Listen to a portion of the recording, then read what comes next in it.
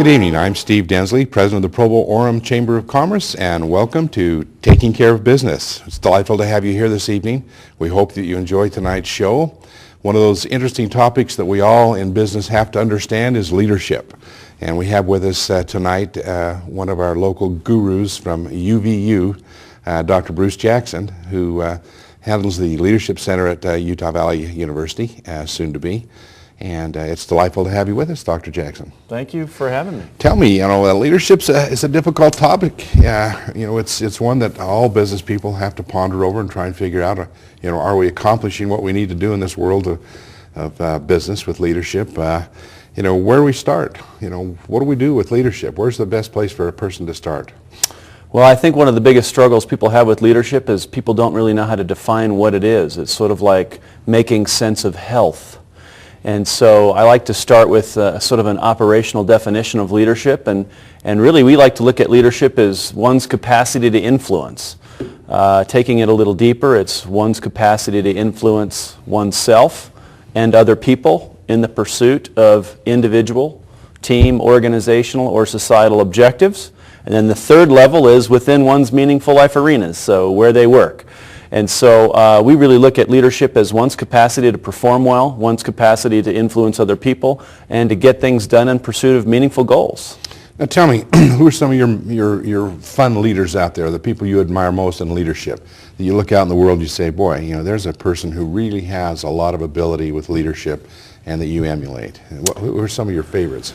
Well, my favorites, it's an interesting one because a lot of times we think of leadership and we have images of CEOs and politicians. So, whether you're thinking of a Mitt Romney or whether you're thinking of somebody who's leading the local soup kitchen or whether it's a particular student who's really picked up on their potential, I really just kind of look for those individuals who have learned how to find what they're great at, who are influencing themselves, who are going and doing great things. And so, it's really from the student that's just figuring out where he or she is going in life to observing a Mitt Romney in his campaign, or whether it's friends, colleagues, professors, but they are all over the place. And I think that's one of the important things about leadership is we have to recognize we're all leaders to some level. And what is it that we're trying to help people influence and grow? Mitt Romney's campaign was interesting to watch, and as an old political junkie, we found that I would have loved to have seen Mitt, with his leadership abilities and stature there, team up with a Condoleezza Rice as a running mate and see what they could have done. It would have been fun, and maybe, in years to come, Mitt will do it again. You never know. Well, he's only suspended his campaign. Well, and I understand that, but it's kind of interesting to watch the continuation of the primaries, and I'm assuming as this show airs that it'll be still into the primaries, still going through that process to determine a candidate for both parties. But well, one thing I found interesting about this whole thing of suspending his campaign is he is still exerting influence by how he's going to allow his delegates to move forward. So, even when somebody is not necessarily the front runner or now has the opportunity to win a presidency, he's exerting leadership in a whole new way, which to me is behind the scenes, and that's where a lot of the best leadership takes place. Well, he's had those business skills. He's been out in the marketplace. He's had a lot of experience there over the years with Bain Capital, and I suspect, why would you, as a person involved in leadership? In fact, let's go back to square one. Where's your experience with this whole process? What schooling have you had so that our audience understands where you're coming from? Well, it gets a little overly extensive, but I started off my undergraduate work in psychology. I was always interested in the nature of human performance, and so I went on to graduate school at Georgetown and then on to Boston University to do a master's degree in counseling and human performance at the School of Education there.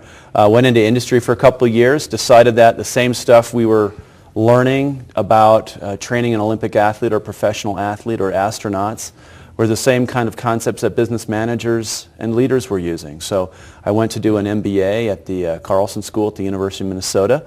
Came out to Utah to work for a consulting firm that taught coaching skills around the world to senior level executives, and really got excited about the connection between human performance in athletics and human performance in business, and did my PhD in human and organizational systems, where I studied flow theory. And to me, human performance is all about finding your zone of optimal functioning and high performance. And so my goal was to study, what do people do when they're at their very best, whether they're athletes, scientists, everyday moms and dads who are in the sandbox with their kids. What's an optimal experience? And then how do you use that to train people how to be at their very best? So how did you end up at UVU?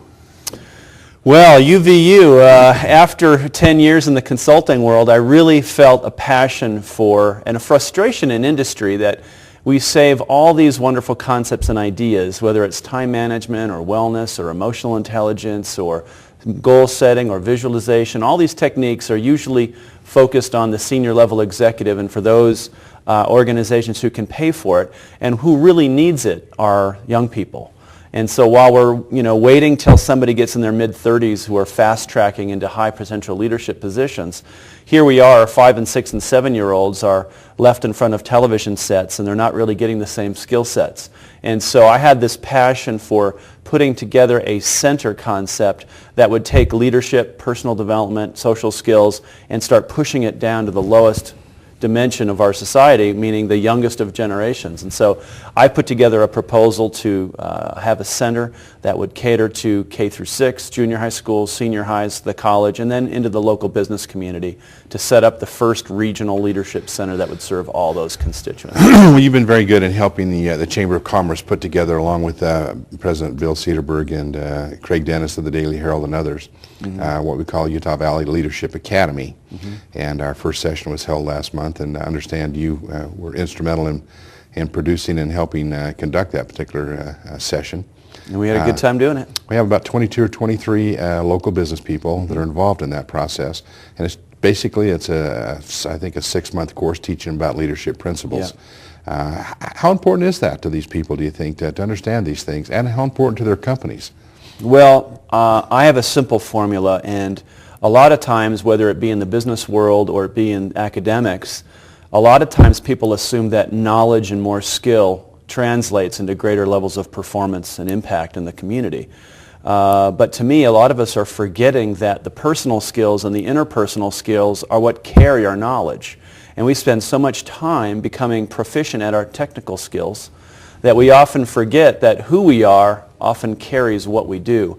And so my goal, whether it's in the business world or whether it's with students, is to have them become experts in their fields while mastering themselves as a human performance engine, as well as mastering their relationships so that they can influence their local communities and their businesses more effectively. Well, so tell me exactly what is the Center for the Advancement of Leadership?